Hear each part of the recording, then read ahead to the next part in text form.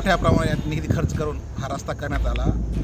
Tirupati construction मार्फत हा रस्ता करण्यात आलेला आहे। मात्र सुरुवातीपासूनच गेल्या 4-5 वर्षांपासून या रस्त्याचं काम सुरू आहे।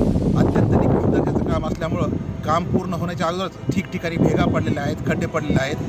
त्याचबरोबर गेल्या कित्येक दिवसातून आपण पाहिलं तर मळेकरवाडी असेल, त्याचबरोबर चुपडी फाटा असेल, या ठिकाणी बऱ्याच ठिकाणी काम अर्धवट ठेवण्यात आलेलं आहे आणि हा ठेकेदार हा पळून गेलेला आहे। संबंधित प्रकरणामध्ये सामाजिक संघटना असतील, राजकीय संघटना असतील, वारंवार आंदोलन केल्यानंतर कुठंतरी थातूरमातूर कारवाई केली जाते। नियमाप्रमाणे हे ब्लॉक गट करून दर्जेदार काम करणं आवश्यक असताना सुद्धा या ठिकाणी काम केलं जात नाही।